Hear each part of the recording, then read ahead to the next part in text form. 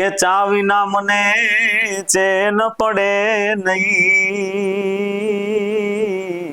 એ જીવન મારું મૂંઝાય રે, ચા વિનાનું મને ચેન પડે નહીં, ચા વિના મને ચેન પડે નહીં.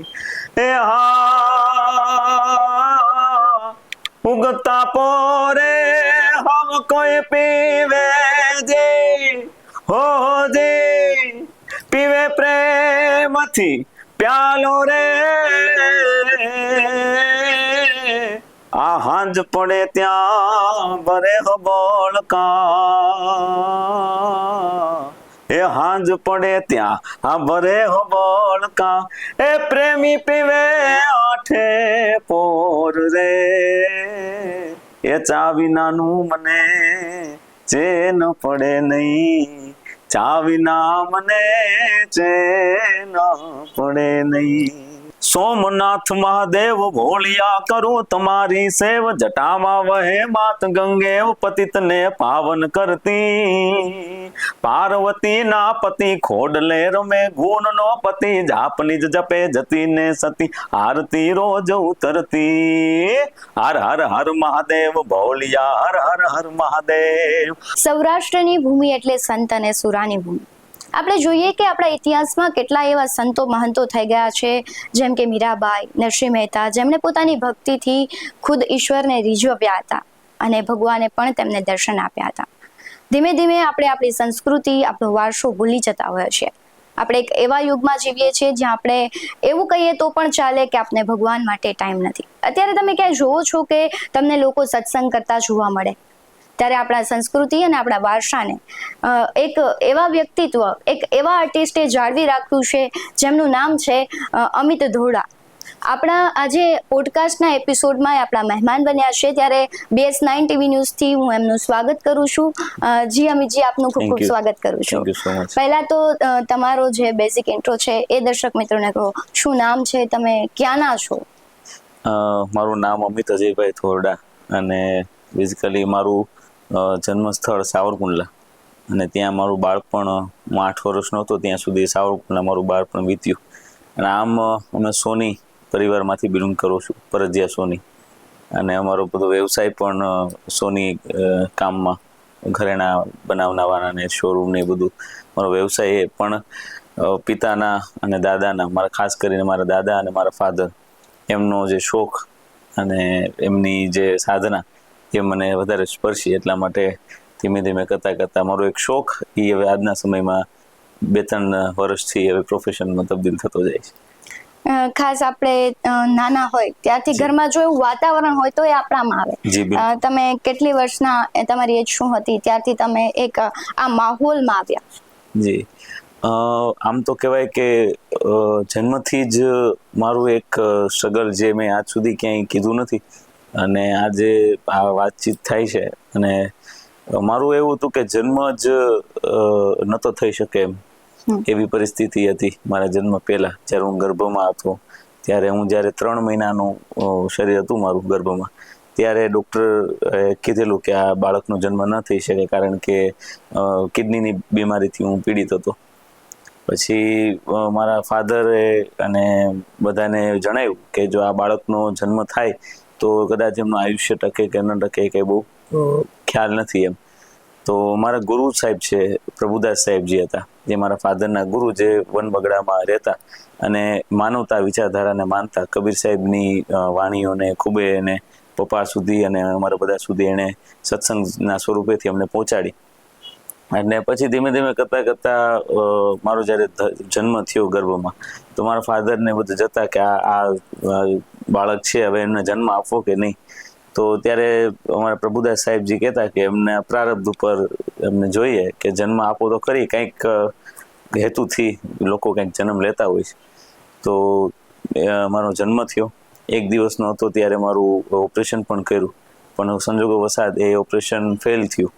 અને પછી જ્યારે હું 3 મહિનાનો થયો પછી પાછું એક ઓપરેશન કરવામાં આવ્યું, અને એ બધું કાળ પસંદ કે પાર કર્યા પછી અને 10 વર્ષની મારી ઉંમર થઈ ત્યારે ડૉક્ટરે એમ કીધેલું કે એક ઉંમરગાળો એવો છે કે તમને બધી બીમારીઓથી તમે પસાર થઈ ચૂક્યા છો, પણ કંઈક હેતુ સિદ્ધ કરવા માટે લોકો જન્મ લેતા હોય છે, કંઈક ને કંઈક કરવા માટે. હા, એ સાચી વાત છે. તો હું 5 વર્ષની ઉંમરનો હતો ત્યારે મને આ વિચાર આવતો કે ભાઈ હું શું કામ મેં જન્મ લીધો છે, શા માટે લીધો છે, અને આ બધું શું કામ બધું થઈ રહ્યું છે. ત્યારે પ્રભુદાસ સાહેબજી મને સત્સંગ કરાવવા માટે આવતા ઘરે. ઘરનો માહોલ, વાતાવરણ એવું હતું કે ભાઈ ભક્તિમય અને એક વિચારધારાને અનુરૂપ હતું. અને પછી ડૉક્ટર સાહેબ એમ કીધું કે પ્રારબ્ધથી, નસીબથી તમને કોઈ પણ અત્યારે બીમારી નથી અને તમે ખૂબ જ સ્વસ્થ છો, અને જે લોકો સ્વસ્થ છે અત્યારે એમની કરતાં પણ તમારી કન્ડિશન ઘણી સારી છે. ડૉક્ટર સાહેબના પણ આજથી 10 વર્ષ પહેલાં એમના રિપોર્ટ્સ આવી ગયા હતા, એમને ખુશાલી હતી.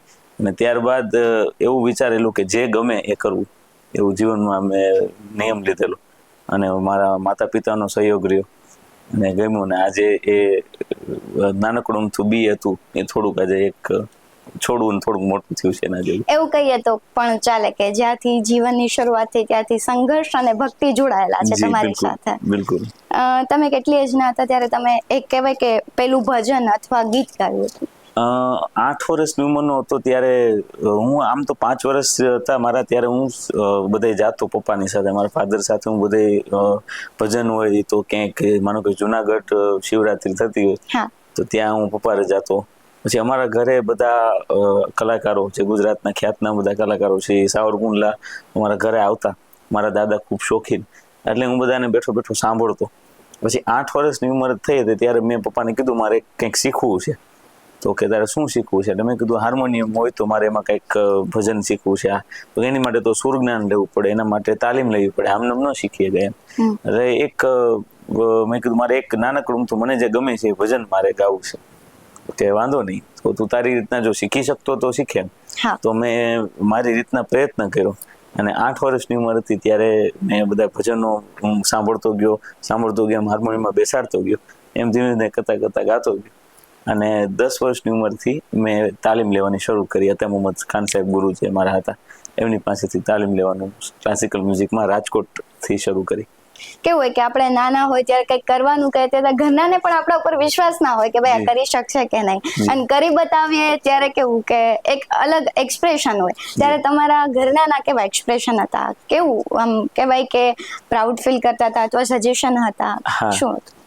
લોકો એને તો પેલા ખબર જ નહોતી કે આ હું શાંતિથી બેઠો રહેતો. મારા ફાધર અને અમે બધું જે ફેમિલીથી બિલોંગ કરીએ, વેપારીનું મારું બેકગ્રાઉન્ડ, કે અમે વેપાર કરીએ સોનાનો.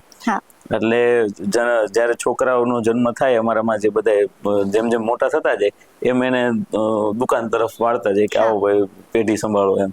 તો મારા ફાધર મને પૂછતા રહેતા, મારા ગ્રાન્ડફાધર છે, મારા મધર છે ફેમિલીમાંથી, કે આ છોકરો કરશે શું, કરવા શું માગે છે? અથવા તો હું કહું કે ભાઈ મને જે આ મન છે એ મારે કરવું છે.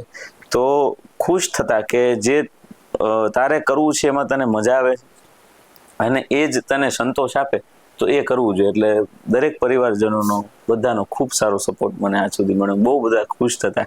રિએક્શન્સ એવા હોય કે આ ક્યાંથી જોઈએ, આ ક્યાંથી શીખીએ, એના જેવું થતું. ક્યારે સાંભળ્યું ન હોય ને અચાનક આપણે એક્સપ્રેસ કરીએ એટલે એવું લાગે કે ભાઈ તું આ ક્યાંથી શીખીને આવ્યો? મારે અહીંયા હું SNK-માં હું ભણતો, તો 12મું ધોરણ, તો હું અહીંયા 8મા ધોરણમાં હતો SNK-માં. તો બધાને અમારે રેસિટેશન કોમ્પિટિશન આવે કે ભાઈ એસેમ્બલીમાં સવારે કોઈ ઉઠીને કંઈક સવારે આવે એટલે પેલા કંઈક કોઈ પોયમ ગાય, કોઈ બોલે અને કોઈ કૃતિ રજૂ કરે એમ.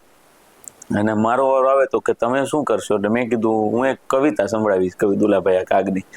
અને બધાને નવાઈ લાગી કે આ દુલાભાઈ કાગની કવિતા, 8મું ધોરણ. અને મેં કીધું હાર્મોનિયમ લઈને હું ગાઈશ, અને સામે બધા વિદ્યાર્થીઓ બધા બેઠા હોય.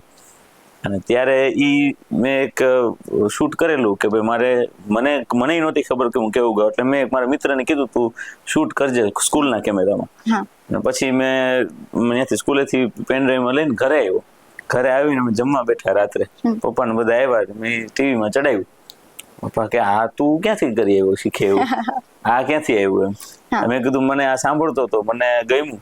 તો કે આ આવ્યું ક્યાંથી? આ તો તે કોઈ દી ઘરમાં નથી ગાયું, તે ક્યાંય અમને કોઈને ખબર નથી, અને આ આટલું સરસ ને આ રીતના કઈ રીતના પ્રેઝન્ટ થયું. ત્યારથી બધાને આશ્ચર્ય હતો કે આ ફિલ્ડમાં આને કઈ રીતના જાગૃતિ મળી એમ. કેવું હોય કે જ્યારે આપણે કંઈ આવી ફિલ્ડ ચૂઝ કરીએ અને એ તરફ આગળ વધીએ ને ત્યારે સમાજના લોકો અને ઘરના લોકો પણ આપને કહે કે એમાં તને શું ઇન્કમ થશે. શોખની વસ્તુ છે, એમાં સ્ટાર્ટિંગમાં આપને કઈ ઇન્કમ ન જ થાય. એટલે ત્યારે તમારે એવા પ્રશ્નો થતા કે? હા, બિલકુલ. કારણ કે એક પ્રોફેશન ની રીતે જોવા જઈએ તો ઘણું બધું એક પેશન ને પ્રોફેશનમાં તબદીલ કરવું એ બહુ આકરી વસ્તુ હોય છે. પેશન હોય છે, શોખ હોય છે, પણ જે શોખથી ઘરની જરૂરિયાતો પૂરી નથી થતી. એટલે અમે બધા બહુ રમત કરતા હોય ઘરમાં, એટલે બધા કહે કે અમે દુઆ છંદ ને કબીર સાહેબ ની સાખી ને ભજન ને એવું બધું ગાતા બધા હોય. એટલે અમારા દાદા છે ને એમને એમ કેતા મજાકમાં કેતા કે બેટા કે આપણે પેટ્રોલ પુરાવવું હોય ને તો એમ ન કે દુહો ગાઈ દઉં મને 5 લીટર પેટ્રોલ પૂરી થયું. એના માટે તો કે આપણે કઈક એને દેવું પડે અને એની માટે પ્રોફેશન બનાવવું પડે, જે કોઈ તમને શોખ હોય.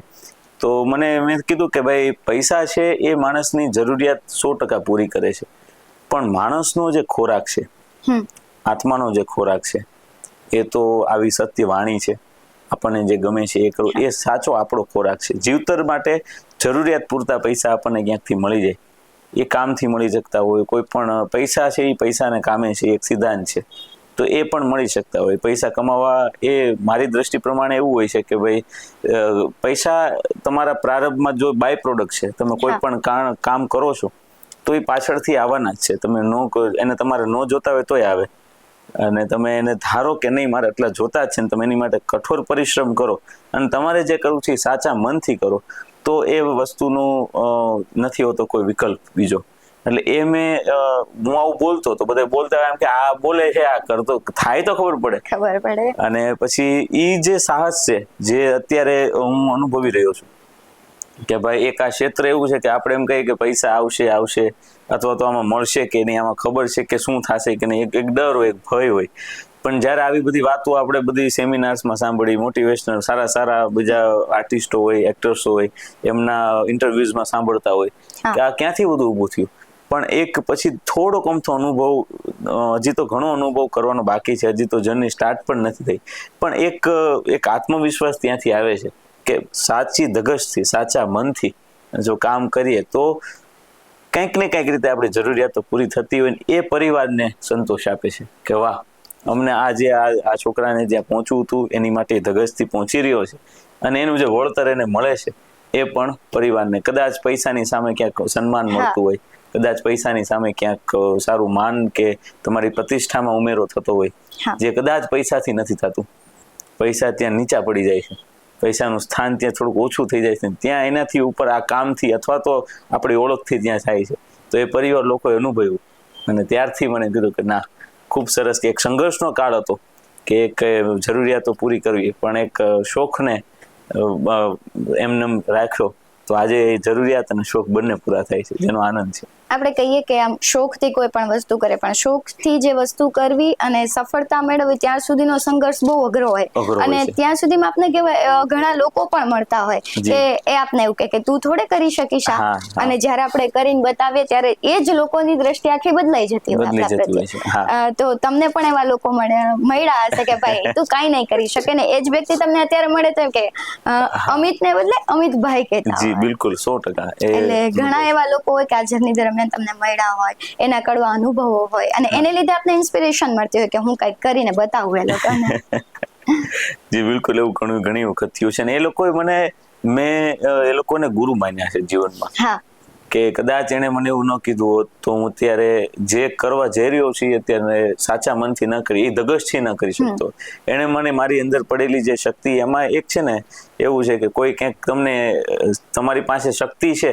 મારા પપ્પા એક મને ઉદાહરણ આપતા કે આપણે એક 5 ફૂટની વાડ હોય કે કોઈ દિવાલ હોય, એ તમારે ટપવી હોય તો તમે અહીં બેઠા બેઠા વિચાર કરો કે મારી દિવાલને ટપી જાવી છે, તો કદાચ એમાં આકરું લાગે કે કોઈ બધા એમ કે આ નો ટપી ગયા, આમ ન થાય, પણ પાછળથી સિંહ આવતો હોય અને એ સિંહ જોઈને આપણે દિવાલ ટપી જ જઈએ, આપણે નો ટપવી હોય તો એ શક્તિ સિંહે આપી કે તમારામાં હતી?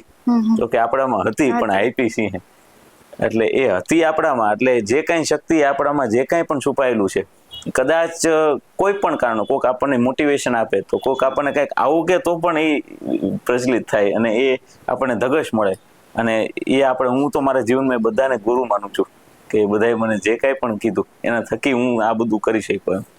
એ વાત તો સાચી છે. તમે આમ અત્યારે આપણે નોર્મલી કહેવાય કે પૈસા કમાવા તો જરૂરી જ છે, ખાલી શોખથી કેવી રીતના આપણે જીવન ના ગણાય. તમે શિક્ષણ શું ભણ્યા છો તમે?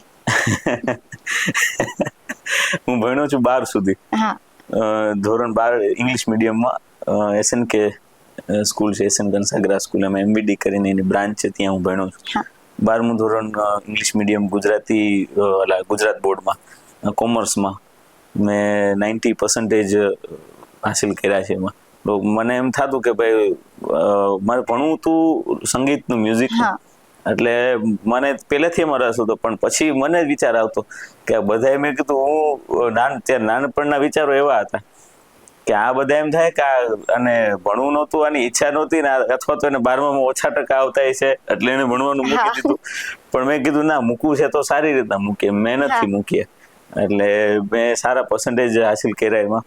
અને પછી બધી એક પોતાની જાતને તપાસવા માટે મેં બધી જ યુનિવર્સિટીઝ, અબ્રોડની યુનિવર્સિટીઝ, એમાં મેં એન્ટ્રન્સ એક્ઝામ આપી ફિલ્ડમાં જવા માટે કે એમાં હું એલિજિબલ છું કે નહીં, મારામાં એ લાયકાત હું ધરાવું છું કે નહીં. તો બધેથી મને લેટર્સ આવ્યા કે આપ એલિજિબલ છો, આપને આમાં એડમિશન્સ મળે એમ છે. પણ પછી મને એમ થયું કે હાલો, આમાં મને સંતોષ તો થઈ ગયો કે હું એલિજિબલ છું, પણ મારું રસ તો સંગીત છે. એટલે 12મું ધોરણનું વ્યવસ્થિત રિઝલ્ટ હતું એને ફ્રેમ કરાવી દીધું, એને મૂકી દીધું અને પછી સંગીતની યાત્રા શરૂ કરી. પણ મારું એકેડેમિક 12 ધોરણ સુધી કહેવાય અભ્યાસ. બરાબર. આપણે કહેવાય ને કે આખું આપણી ફિલ્ડ જ ચેન્જ થઈ જાય. આપણે, તમે છો કોમર્સના સ્ટુડન્ટ, એમાં પણ ઇંગ્લિશ મીડિયમ, અને તમે પછી સાહિત્યમાં વયા ગયા હતા, એટલે આમ આખો વેજ ચેન્જ થઈ ગયો. પણ સાહિત્યમાં તમને કેવી રીતના રસ પડ્યો? ખાસ કરીને તમે કબીરના દુહા ગાઓ છો. હા, તો એ કેવી રીતના? સૌથી પહેલા છે ને, હું ભીખુદાન ગઢવીજી છે ને, એમના ડાયરા હું સાંભળતો. પછી બચુભાઈ ગઢવી, ઈશદાનજી ગઢવી, એના ડાયરા હું સાંભળતો યુટ્યુબમાં. અને એ પહેલા અમારે ઘરમાં એના કેસેટ DVD હોય તો એમાં CD પ્લે થતી, મારા દાદાને બધા જોતા, હું બેઠો બેઠો સાંભળતો. કંઈક લોક વાર્તા કરતા હોય, કાંજીપુટા બારોટજી બધા કરતા હોય, તો એમાંથી મને એની વર્ણન શક્તિ સ્પર્શી. કોઈ પણ વાત સાવ નાની વાત હોય, એની કોઈ ઓલી ન હોય, પણ એને જો વર્ણન તમે એ રીતના કરો, એની તમે રજૂઆત એ રીતે કરો, તો એ નાની કડીમથી વાતમાંથી પણ મોટો જીવનનો સાર મળતો હોય. એ મેં નાનપણથી એમાં અનુભવ્યું, એટલે મને એમાં રસ આવી ગયો. હું વાર્તાઓ ધીમે ધીમે સાંભળતો થયો, કરતો થયો. અને એની સામે સામે જે કવિતાઓ, દુલાભાઈ કાગની કવિતાઓ છે, તો હું વિચાર કરતો કે આ એને વિચાર ક્યાંથી આવ્યો છે આ કવિતા લખવાનો. આ સરસ, ખૂબ સરસ મજાની આ કવિતા છે, તો એ કવિને ક્યાંક વિચાર તો આવ્યો હશે. તો એ વિચાર શું છે, એ વિચાર ક્યાંથી આવ્યો હોય માણસને, અને એ વિચાર કેવા હોય, કેટલા હોય, એમ કરતા યાત્રા હું બધી બુક્સો વાંચતો ગયો કે ભાઈ સાહિત્યની એટલી બુકો હોય, એમાં અમુક જગ્યાએ કથામાં ક્યાંક મર્મ છુપાયેલો હોય, ક્યાંક માણી હોય, ક્યાંક દુઆ છંદ હોય, એ બધા હું સાંભળતો, ગાતો, સમજતો. પછી છેલ્લે મેં કીધું વિચાર તો ક્યાંક કોકે કંઈક વિચાર તો આપ્યો છે, અને દરેક વિચારધારા અલગ અલગ હોય છે. દરેક વિચાર આપણને એનું એક ડેસ્ટિનેશન એક છે, પણ વિચાર અલગથી તમને ત્યાં પહોંચાડે છે. તો મારા પ્રભુદાસ સાહેબજી, મેં તમને વાત કરી કે એ એક અમારા એવા સંત હતા જે નિષ્પક્ષ રહેતા અને સાચું તમને કે આ એક માનવતાનો સંદેશ પહોંચાડે. એટલે એવું મેં જાણ્યું, મેં સમજ્યું કે ભગવદ્ ગીતાજીમાં જે સાર કીધો છે, જે બધી રામાયણમાં જે સાર કીધો છે, એ બધા ઉપનિષદો છે, વેદો છે, પુરાણો, ગંગા સતીના બધા ભજનો છે, બધાનો જો તમે એક જ શબ્દમાં સાર મેળવો તો એ છે માનવતા, હ્યુમાનિટી. અને એ વિચારને જો સૌથી વધુ પ્રોત્સાહિત કરતા હોય, એને વિચારને સૌથી વધારે જેને જીવો છે અને એને પછી કીધું છે, એ છે સંત કબીર. તો એ સંત કબીરની એક બીજક નામનું સદગ્રંથ છે, જેનું નામ જ બીજક છે.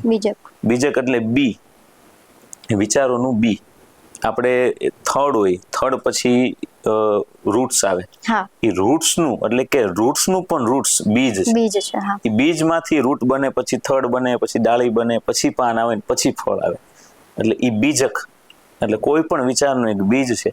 એ કબીરની બીજકની જે છે, કબીર સાહેબની એ સાખીમાંથી મેં ધીમે ધીમે પ્રભુદાસ સાહેબ પાસે બેસતો, એ તો બહુ ઊંડાણમાં બધી ચર્ચાઓ કરતા. મેં કીધું આવું તો બધા કોણ, મને આમ થતું કે આ બધું આ તો કેવી વાતો કે અમને તો સમજાય નહીં. મારી ઉંમરે ત્યારે નાની હતી અને હજી નાની છે ત્યારે હજી નાની હતી એમ.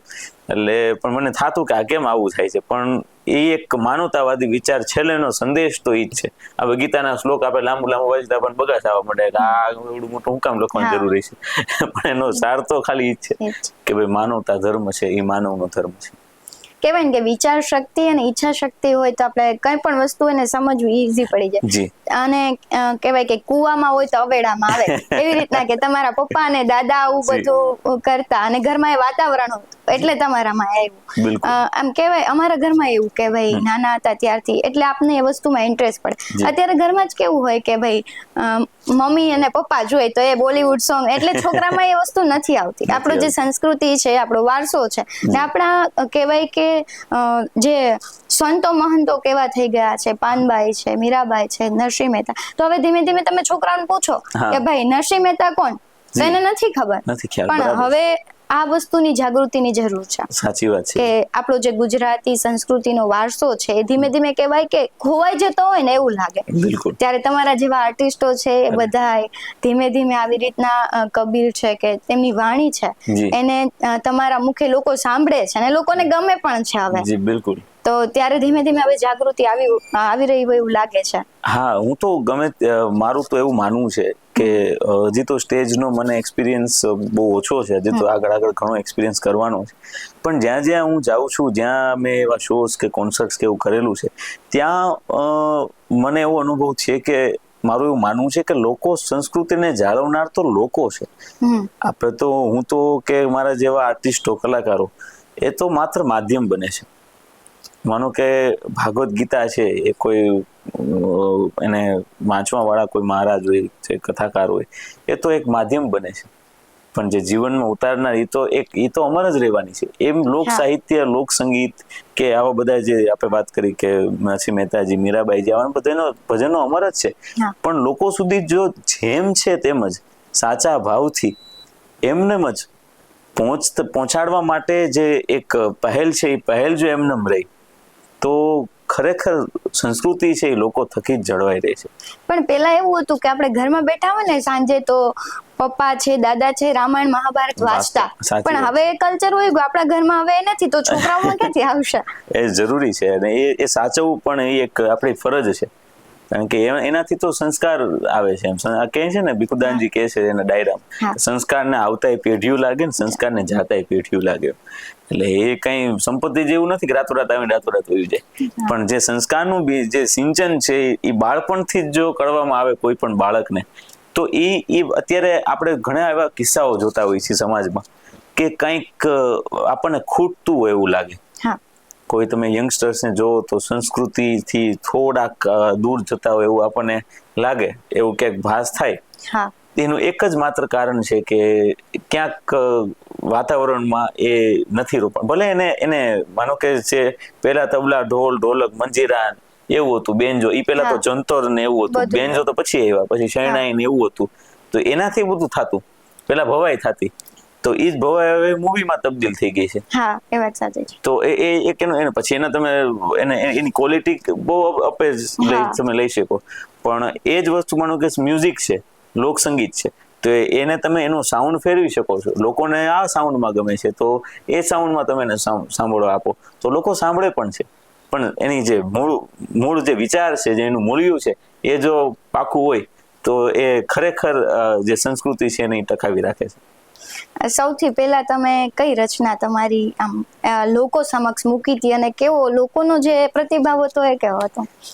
એ તો લોકો પ્રત્યે જ્યારે મેં પ્રત્યે મૂકી, એક યુટ્યુબમાં વિડીયો મૂકેલો, કવિ દુલાભાઈ કાગની એક કવિતા હતી કે ઝાડવા પોતે રે પોતાનું ફળ નથી ખાતા, ઉપકારી એનો આત્મો, ગાવણી પોતે રે પોતાના દૂધ નથી પીતી, ઉપકારી એનો આત્મો. એમ કે ભાઈ માણસ એ એક વિચારને અનુકૂળ કરે. એટલે એ મને બહુ ગમ્યું, એટલે મેં પેલો ભાવ મેં મૂકેલો અને પછી ધીમે ધીમે લોકો સુધી પહોંચ્યો. પેલા તો 20 લોકો જોતા, પછી હું ડિમોટિવેટ થઈ જતો કે આડું એટલું સારું ગાયું મને એવું હોય કે ગાયું ના હોય મેં એટલું સારું, પણ અંદર મહેનત મેં કરી હોય, પરસેવો 5 કલાકથી ગાઉં છું, એક વિડીયો મેં મહેનત કરી મૂક્યો ને 20 જ વ્યૂ આવ્યા, કાંઈ વાંધો નહીં, હું બીજું પાછું મૂકું તો 30 વ્યૂ આવે, પછી એક બીજું મૂકું તો પાછા 3 જ વ્યૂ આવે યુટ્યુબમાં. હું થતું પછી મેં કહ્યું ના, આપણે તો મારું કામ તો મૂકવાનું છે, કે મને જે શોખ છે એ છે, લોકોને સ્વીકારશે અને ગમશે તો સ્વીકારશે, નહીં ગમે તો નહીં જોવે. એટલે હું એ વિચારથી ગાતો રહ્યો, મૂકતો રહ્યો. તો એમ કરતા ધીમે આજે મિલિયન્સોમાં વ્યૂ છે, મિલિયન્સોમાં સબસ્ક્રાઈબર્સ છે, ફોલોવર્સ છે, તો એનો આનંદ થાય છે કે વાહ, કે ભાઈ 20, જ્યારે એ મને યાદ છે કે 20 વ્યૂ આવ્યા હતા અને 20 મિલિયન વ્યૂ આવ્યા છે, તો એનો આનંદ છે, 20 વ્યૂ છે તો એનો આનંદ છે. ઘણા એવા આર્ટિસ્ટ હોય કે ભાઈ એને રિસ્પોન્સ ન મળે એટલે ડિમોટિવેટ થઈ જાય અથવા ડિપ્રેશનમાં જતા રહે કે હવે હું નહીં કરી શકું અથવા લોકોને નહીં ગમે. પણ એક પોઝિટિવ આપણી વિચારધારા રાખવી એ બેસ્ટ છે કે તેના માટે થઈને આપણે ક્યાંય આગળ પહોંચીએ, જો એવો આપણો ઇન્ટેન્શન હોય પોઝિટિવ. તો બાકી જો આપણે નેગેટિવ વિચારીએ તો આપણે પાછા પડી જ જવાના છે. અને આપણે ગમતા કામ માટે ભલે ગમે એટલી નિષ્ફળતા આવે પણ તો પણ આપણે કોઈ એક વખત તો હું સફળ થઈશ, પ્રયત્ન સતત કરતા જ રહેવા પડે. બિલકુલ, એ વાત તો બહુ ખરી છે. એની માટે કોઈ મોટિવેશનની જરૂર, મને તો મારા જીવનમાં મોટિવેશન એ લાગે કે મારા આજુબાજુના વ્યક્તિત્વો જેણે જે કાંઈ પણ મને વિચારો આપ્યા છે, એ એક મને મોટિવેશન પૂરું પાડ્યું છે. મારા પરિવારના સદસ્યો, મારા મિત્રો, એ બધાએ મને ખૂબ સારો વિચારોથી સપોર્ટ કર્યો છે. જ્યાં મારે હું એકે મોટિવેશન સેમિનારમાં મેં એટેન્ડ નથી કર્યા. મારી ઈચ્છા બહુ કે મારે જાવું કે આવા મોટિવેશન સેમિનારમાં શું હોય, પણ વિચારો જ એવા રાખીએ સદ્ધર કે આપણને એ જે વિચારો જ આપણને એક ખોરાક પૂરો પાડે કે નેગેટિવિટી આપણામાં આવવા ન દે. ઘણું એવું હોય. પછી એના પછી તમારા ઘણા બધા એવા જે ફોક સોંગ છે એ હિટ ગયા, તો એમાંથી એકાદ ગાઈ સંભળાવશો? હમણાં તાજેતરમાં જ ભગવાન ભોળિયાનાથનું, સોમનાથ મહાદેવની આરતી જે મારા કોન્સર્ટમાં ગાઈ, એ પહેલા અમે રેકોર્ડ કરી હતી એ આરતીને. તો ઘણા બધા અમારો એક આ કેવી વાત છે કે એક આર્ટિસ્ટનો એક એક્સપિરિયન્સ તો ઠીક છે, પણ એક અનુભવ એવો હોય છે કે રેકોર્ડિંગ કરતા હોય તો રેકોર્ડિંગ ટાઈમે કદાચ પહેલી ટેકમાં બધું ટેક્સ વાઇઝ સ્ટુડિયોમાં કરતા હોય તો પહેલા ટેકમાં સારું આવવું, સારું મ્યુઝિક બનવું, જેવું વિચાર્યું છે એવું બનવું, એ પછી એના ઉપર વિડીયોગ્રાફી કરવી, અને એ સફળ જાય કે નહીં, લોકોને ગમે કે નહીં, એ એક ડર કે ભય અંદર હોય, મૂકીએ શું થશે. તો એમાં એક કંઈક ને કંઈક સંકેતો મળતા રહેતો, એક શક્તિ આપણને મળતી હોય કે તો એ અમારે આ ભગવાન ભોળિયાનાથની આરતી અમે જ્યારે કરતા હતા રેકોર્ડ કોન્સર્ટમાં, જ્યારે અમે એને રજૂ કરી અહીં રાજકોટમાં, તો અમને પહેલેથી જ એવું હતું કે જે આ આરતી છે એ ખરેખર એમાં અમારી જે મને અંદરનો જે ભાવ છે સાચો, એ ભાવ અમને ખૂબ સ્પર્શ્યો. અમને જ્યાં સુધી સ્પર્શો, બધા આખા ટીમ મેમ્બર્સ જેટલા હતા એ બધાએ હૃદયથી સોમનાથ મહાદેવનો એ જે ભાવ રાખ્યો તો લોકો સુધી પહોંચ્યું, અને આજે મિલિયન્સ વ્યૂ છે. એ હું તમને આરતી ભગવાન ભોળાનાથની છે સંભળાવું. સોમનાથ મહાદેવ ભોળિયા કરું તમારી સેવ, જટામાં વહે માત ગંગે પતિત ને પાવન કરતી, પાર્વતી ના પતિ ખોડલે રમે ગુણ નો પતિ, જાપની જ જપે જતી ને સતી, આરતી રોજ ઉતરતી. હર હર હર મહાદેવ ભોળિયા, હર હર હર મહાદેવ, હર હર હર મહાદેવ ભોળિયા, હર હર હર મહાદેવ. કાળ તણા છો કાળ કંઠમાં ઝૂલી રહ્યા કંકાળ, અંગ પર રમે વિખ દરવ્યાળ, મણિધર મણિયળ કાળા, ગરલ ધરલ નીલકંઠ ધતુરા, ભાંગ તૃપ્તયા કંઠ, નિશાચર ભૂત પ્રેત નાચન, ભયંકર બુરી લટાળા. હર હર હર મહાદેવ ભોળિયા, હર હર હર મહાદેવ, હર હર હર મહાદેવ ભોળિયા, હર હર હર મહાદેવ. નિર્મળ જલની ધાર ધરે કોઈ બિલી પત્ર ઉપહાર, શિવાય ઓમ નમઃ કરે ઉચ્ચાર, ધ્યાન શંકર નું ધરે. ધર્મ અર્થ ને કામ મોક્ષ સહુ ચારું, ફળ ને શામ સદા શિવ હામ ડામ ને ઠામ, સમર્પે સેવક દ્વારે. હર હર હર મહાદેવ ભોળિયા, હર હર હર મહાદેવ, હર હર હર મહાદેવ ભોળિયા, હર હર હર મહાદેવ. વાહ, બહુ જ સરસ. અને આ કહેવાય કે માં સરસ્વતીની અને મહાદેવના તો આશીર્વાદ પણ જ્યારે આપણા માતા પિતાના આશીર્વાદ હોય ત્યારે જ આપણે આટલા આગળ વધી શકીએ. જી. અને ખાસ તમારી બહુ બધા ચાની કહેતા હોય કે ચા ઉપર બહુ સરસ બોલો છે. ચાની પણ એકાદ રચના સંભળાવી દો. એ રચના તો એવું છે કે પૂજ્ય નારાયણ સ્વામી બાપુનું ભજન હું સાંભળતો હતો. હું સાંજનો સમય હતો, સંધ્યાનો, અને હું બેઠો હતો, વરસાદ પડતો હતો, અને હેન્ડસ્ફ્રીમાં ચા વિના મને ચેન પડે ની, મન મારું ગુંજાય, પૂજ્ય નારાયણ સ્વામીના ભજનમાં એ ગાતા હતા. તો એનું હું સાંભળતા મને મજા આવી. અને ત્યારે મારો સેટઅપ એવું હતું કે મારું ત્યાં સ્ટુડિયો સેટઅપની માં જ હું ચા પીતો હતો, અને એક પ્રભાતિયાનું રેકોર્ડિંગ કરતો હતો. તો એમાં બધા સ્ટ્રેક્સ ને બધું વાગેલું હતું. તો મેં કીધું આ ભજન બહુ સારું છે, અને કીધું આમાં જો અત્યારના સમય પ્રમાણે હું જે અનુભવી રહ્યો છું, હાંજનો સમય છે, હું સવારે ચા પીવું, સાંજે પીવું, 3 ટાઈમ ચા પીવું, અને મને ચાનો આમ શોખ પણ ખરો કે અલગ અલગ પ્રકારની ચા હું ઘરમાં રાખું, અને કેરેલાથી લઈ આવ્યો હોય તો એની ચા રાખું, ને બધી અલગ અલગ લેમન ટી, આન તેમ. તો મેં કીધું આ બધા ચાના સ્વાદ અલગ અલગ આવતા હોય, તો ચા પીતા પીતા પછી મેં ગાવાનો પ્રયત્ન કર્યો. મેં કીધું આ કેવું ગવાય છે. પ્રભાતિયાનું એક ટ્રેકનું રેકોર્ડિંગ જ ચાલતું હતું. પછી લોકોએ ખૂબ વધાવ્યું કે આના શબ્દો છે કે ચા વિના મને ચેન પડે નહીં, એ જીવન મારું મૂંઝાય રે, ચા વિનાનું મને ચેન પડે નહીં, ચા વિના મને ચેન પડે નહીં. એ ઉગતા પોરે હમ કોઈ પીવે જે, હો જે પીવે પ્રેમથી પ્યાલો રે, આ હાંજ પડે ત્યાં ભરે હબોળકા, એ હાંજ પડે ત્યાં આ ભરે હબોળકા, એ પ્રેમી પીવે આઠે પોર રે, એ ચા વિનાનું મને ચેન પડે નહીં, ચા વિના મને ચેન પડે નહીં. બહુ જ સરસ. ને તમે આટલી બધી રચનાઓ ગાઈ અલગ અલગ હોય, એમાંથી તમને સૌથી વધારે ગમી હોય એવી કઈ રચના છે? હા, પર્સનલી મને ગમી હોય તો કવિ દુલાભાઈ કાગની એક રચના છે, બહુ મને સ્પર્શી છે, અને એ મારા જીવનમાં દરેક તબક્કે કામ લાગવાની છે, ત્યારે પણ લાગે છે, અનુભવી રહ્યો છું. એ છે હીરાનો વેપાર. હીરો તમારા હૃદયમાં જે કવિ દુલાભાઈ કાગની રચના છે, એને કોઈ પણ સારા સંત કે કોઈ સારા વિચારક કે જે આ વસ્તુ ઘણા બધા ઉપનિષદોના અંતે જે સાર આપતા હોય, એ સારની કવિતા જો લખાણી હોય તો હું આ કહું કે આ એક રચના કવિતા છે કે હીરાનો વેપાર, વીરા તારે હીરાનો વેપાર, તું છો જવે રાતનો જાણનાર, તું છો વીરા તારે હીરાનો વેપાર. હીરો એટલે કોઈનામાં કોઈ શક્તિ ભરેલી ટેલેન્ટ છે, કલા રૂપી હીરો હોય, સમર્થતા રૂપી હીરો હોય, સમજણ રૂપીનો હીરો હોય, એનો વેપાર આપણે બધાને જગતના ચોકમાં જઈને કરવાનો છે.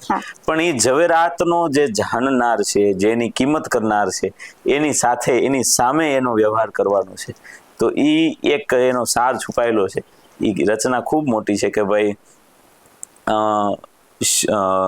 કંઈક મફતિયા બેઠા બજારે, રોકી તારા દ્વારજી, પણ મોઢા જોઈને ખોલજે તારી તિજોરીના દ્વાર, વીરા તારે હીરાનો વેપાર.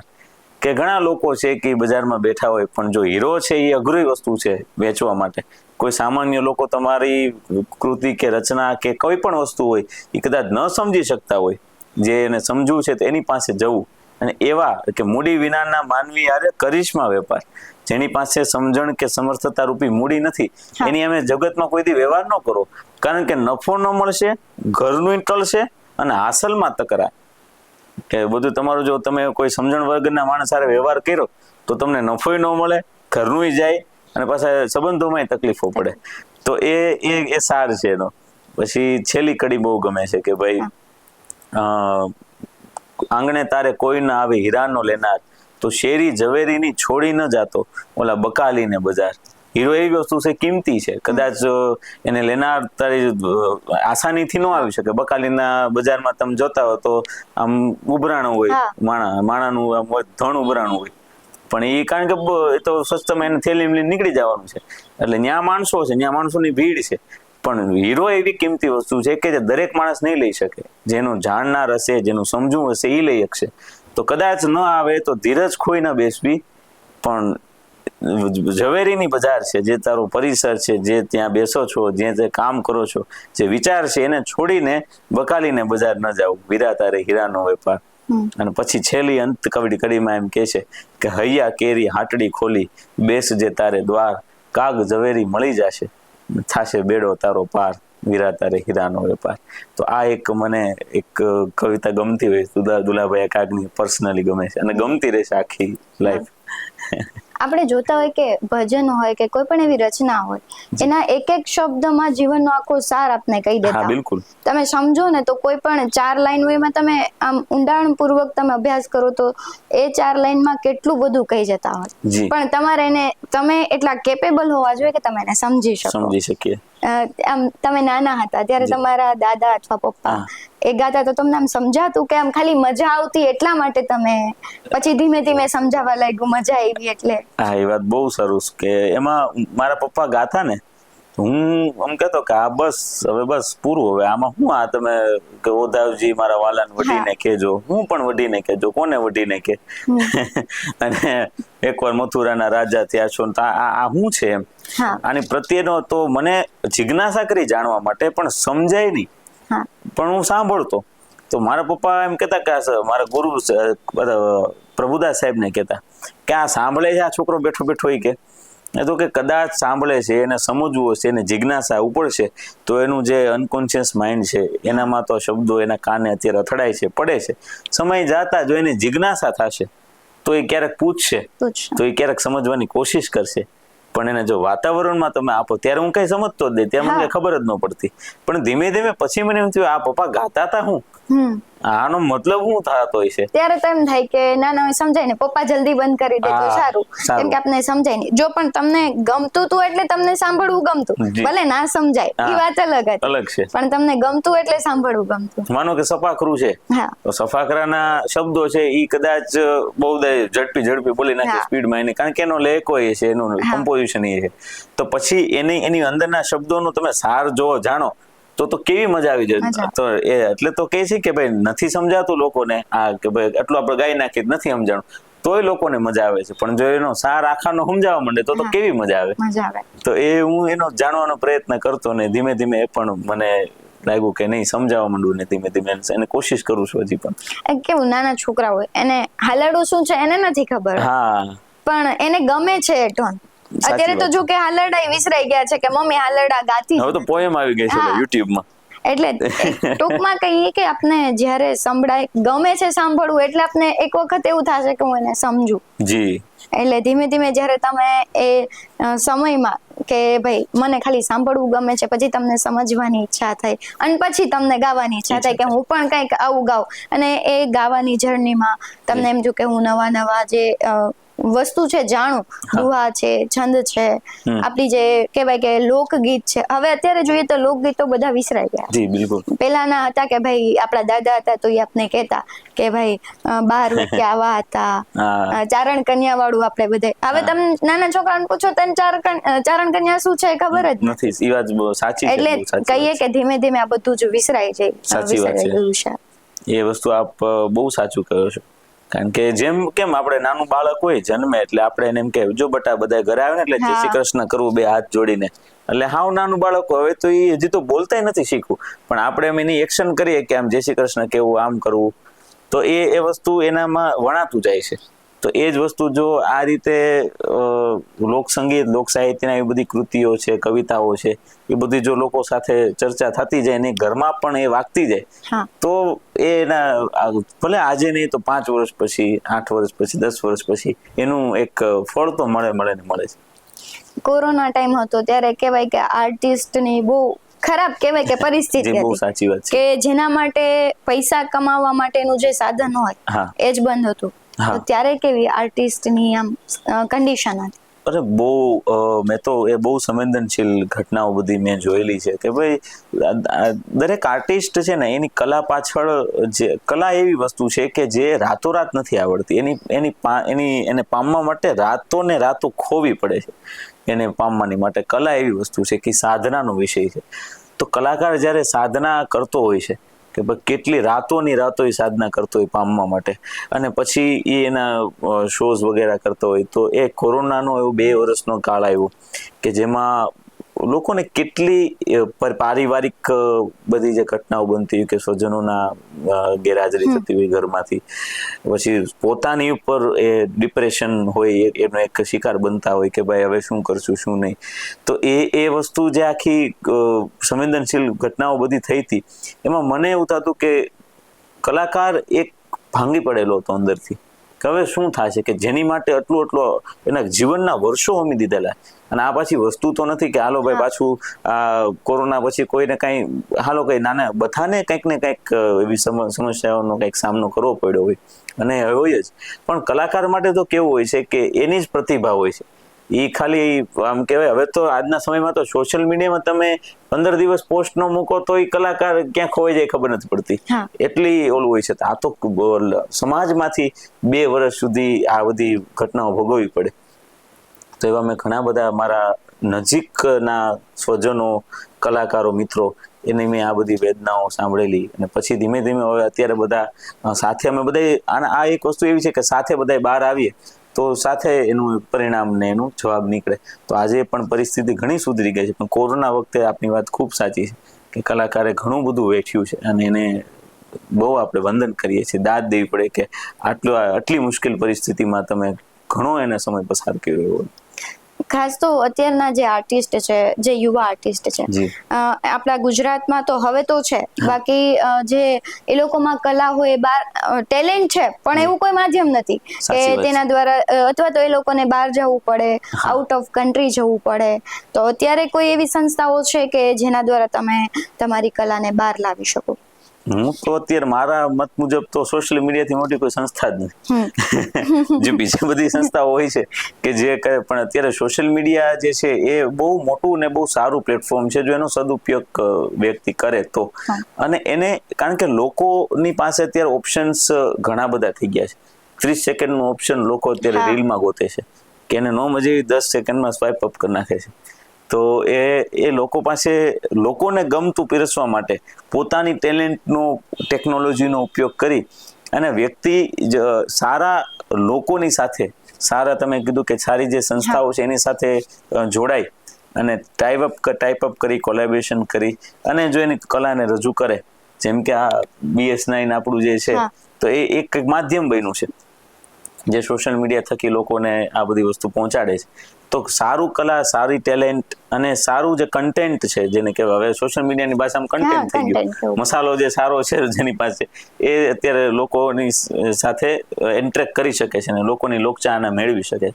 તો એ અત્યારે ખૂબ સારું છે કે કલાકાર બધાની પાસે સારી જ કલા છે, પણ એને વે ઓફ પ્રેઝન્ટેશનનો એક હોય છે, વિઝન ને પ્રેઝન્ટેશન, એ જો સારું લોકો પહોંચે તો બધા ખૂબ સરસ એનો ઉપયોગ કરી શકે એમ છે. તમે જ્યારે પહેલી વખત સ્ટેજ શો કર્યો, નર્વસનેસ હતી કે નથી? અરે બહુ. અને અમારો એક કોન્સર્ટ હમણાંની જ વાત છે કે કોન્સર્ટ અમે પહેલો કરેલો, સ્ટેજ શો બધા કરેલા એ કેવા હતા કે ભાઈ લોકો સાંભળવા આવે.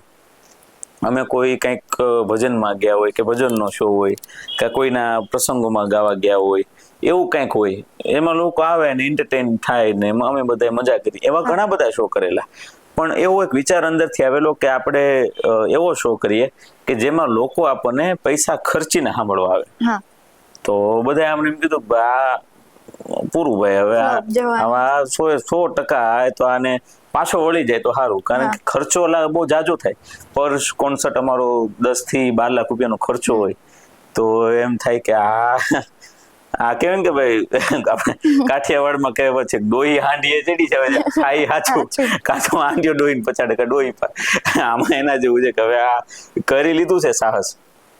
અને શો પેલા ટિકિટ સેલ થાવી, બુક માય શો જેવા પ્લેટફોર્મ્સ હોય તેમાં અમે ટિકિટ મૂકીએ, એના દરો અમે વિચારીએ કે આ પેલી વખત અમે કરી છે તો 300 રૂપિયા, 400 કે 500 સુધીની મેક્સિમમ ટિકિટ્સ અમે રાખેલી સેલેબલ કે રાખી. તો ધીમે ધીમે જેમ શોના દિવસો નજીક આવતા જાય ને એમ અમારામાં આમ ક્યુરિયોસિટી વધતી જતી હતી. તો બધાને ખ્યાલ છે અમને બધાને કે શોનો દિવસ નજીક આવ્યો, લગભગ 2 દિવસ બાકી હતા અને પ્રમુખ સ્વામી ઓડિટોરિયમમાં અમે શો યોજેલો. તો માત્ર 20 જ ટિકિટ ખાલી રહી, બાકી બધી પેક થઈ ગઈ. એટલે 700-750 જેવી ટિકિટ્સ સેલ આઉટ થઈ ગઈ. અમે તો બધા મજામાં મોજમાં આવી ગયા, વાહ ભાઈ વાહ, આપણે ચાલો સફળ. અને અમે બધી પ્રેક્ટિસ ને તૈયારીઓ ભરપૂર કરેલી, 6-7 મહિનાની પ્રેક્ટિસ ને અને તૈયારીઓ હતી. અને પડદો બંધ હતો. મારા મિત્ર છે જયભાઈ સાકરિયા, હું નામ લઈને જ કહું, મને ખૂબ સારા આરજે જય કરીને છે. તો એ એમ બધા સાથે બધા વહેલા બધા હતા અને અમે બધા મિત્રો સાથે જ બધું કામ કરીએ. તો કોન્સર્ટની તૈયારી થઈ ગઈ. સાઉન્ડ ચેક પહેલા આગલે દિવસે સાઉન્ડ ચેક ને બધું કરી લીધેલું હતું.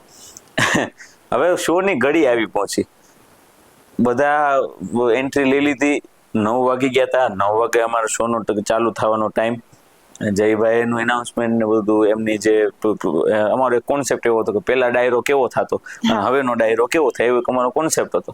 તો જયભાઈની પ્રસ્તાવના ખૂબ સરસ મજાની બાંધીને પૂરું કર્યું. હવે અમે બધા રેડી છીએ, પડદો બંધ છે. આ ઘટનાને ખાલી તમે અનુભવો ને તો જ તમને ખ્યાલ આવે કે એ પડદો બંધ છે. જયભાઈ કીધું કે હવે આપણે રજૂ કરીએ છીએ અમિત દોરડા live in show, live in concert. અને બધા તો હજી મોટું સ્ટેજ, બધા આમ દૂર દૂર બેઠેલા. હજી આમ પડદો ખુલે ત્યાં પાછળથી અવાજ આવે છે કે અહીંયા બધું બંધ છે, અવાજ કોઈને આવતા જ નથી કાનમાં. અને કીધું કેમ? તો કે માઇકનું સેટઅપમાં જનરેટર બંધ થઈ ગયું છે, એટલે જે બધું અમારું જે મિક્સર ના તે બધું હોય ને અત્યારે પાવર સપ્લાય જ નથી એમાં. એટલે પડદો આમ ખુલે અને અહીંયા અંધારું પાછું. 2 મિનિટ માટે તો એટલે અમે કીધું પડદો પકડી રાખો, એટલે બંધ કરો. હવે કોઈને કહેવાય કેમ જવું માઇક બંધ હોય તો કે ભાઈ પકડી. એટલે અમે બધા 4 જણા ભાઈ પડદો બંધ રાખો. આ કઈક ત્યાં જયભાઈ બોલે તો એનું માઇક બંધ, જનરેટર ટાઈમે બંધ થઈ ગયું. અને સિસ્ટમ એટલી હેવીલી લોડ હતી કે 2 મિક્સર, એક ઇન ઇયર મિક્સિંગ હતું, એક બહારનું FOH માં હતું. તો એને શરૂ થતા જ 15 થી 20 મિનિટ લાગે. અને કઈક કોઈ કારણોસરથી જનરેટર બંધ થઈ ગયું છે. અને એ ઘટના એવું કે અમને ઓહો, આપણે 2 દિવસની મહેનત કરી એને આપણે આની માટે. હવે તો આમ જયારે ઘડી આવી પહોંચે છે ખાલી આમ ખોલવાની, ત્યાં અહીંયા આપણે આટલો નર્વસનેસ. અને અમે પછી તો ક્યાં જે દેવી દેવતાના નામ જે લેવાતું હોય, હનુમાન ચાલીસા બધું કરીને અમે બધા આર્ટિસ્ટો સ્ટેજ ઉપર ભેગા થયા કે હે નાથ, હવે તું અમને તાર તો સારું. અને એક ઘડી પહોંચી, ઓડિટોરિયમ ફૂલ પેક. આ સત્ય ઘટના, 13 જુલાઈના અમારો આ શો હતો પ્રમુખ સ્વામી ઓડિટોરિયમમાં. અને એ વસ્તુ એવી થઈ અને અમારે કહેવાય ને કે પેટમાંથી કાળજા ઉલીને મોઢામાં આવી ગયા, કહેવાય કે ઓહો આ શું થયું. અને પછી માતાજી એને અમે પ્રાર્થના કરી, ભગવાન ભોળાનાથને પ્રાર્થના કરી કે હવે તું અમને સાચવ. અને 10 જ મિનિટમાં એ સાઉન્ડ સપ્લાય ચાલુ થઈ ગયું, પાવર સપ્લાય આવ્યો. અને અમે જે 2 મહિનાની 2 દિવસથી જે મહેનત કરતા હતા સાઉન્ડ બેલેન્સિંગની, એ સાવ 0-0 થઈ ગઈ હતી. કારણ કે બધું એકદમ બધું કઈ હતું એ બધું અલગ હતું. અને પછી ધીમે ધીમે કરતા એ પેલા 2 સોંગ 3 સોંગ ગયા, થોડા અમે કર્યા, ત્યારે ધીમે ધીમે સેટલ થયું બધું. તો એ જે નર્વસનેસ હતી, જે કે હવે આમ 5 મિનિટ પહેલા તમને ખબર જ નથી કે તમે શું કરવાના છો, આ થશે કે નહીં શો. અને 5 મિનિટ પછી તમારે આ બધી સામનો કરીને તમારે લોકોને એન્ટરટેન કરાવવાના છે. તો એ જે નર્વસનેસ હતી, જે અમારા પગ ધ્રુજતા હતા, એ ખરા અર્થમાં ધ્રુજતા હતા. 2 મિનિટ માટે તો બધું પૂરું એમ.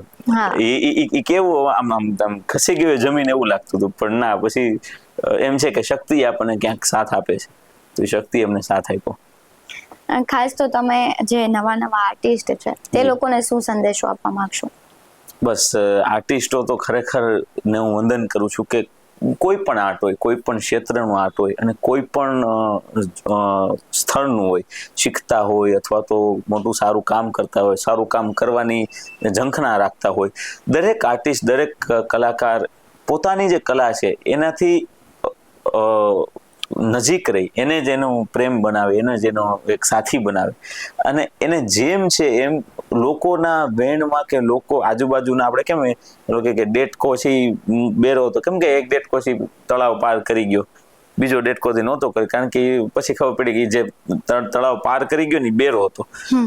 એટલે તો સમાજ કે આજુબાજુના લોકો જે કે પણ સાચો કલાકાર એ છે કે પોતાની પાસે જે કલા છે એને જેમ છે એમ એને એક સારું એનો ઓપ આપી, સારું પ્રેઝન્ટેશન આપી અને લોકો સુધી નિખાલસ મને કોઈ અપેક્ષા રાખ્યા વગર સાચા મને જોઈએ એ લોકો સુધી એને ચડાવે અને કોઈ મોટિવેશન ડિમોટિવેશન કંઈ જ નહીં, લોકો સુધી સારા અર્થમાં પહોંચાડે જેમ છે એમ કલાને અને એક સારા સ્તર સુધી પહોંચાડે.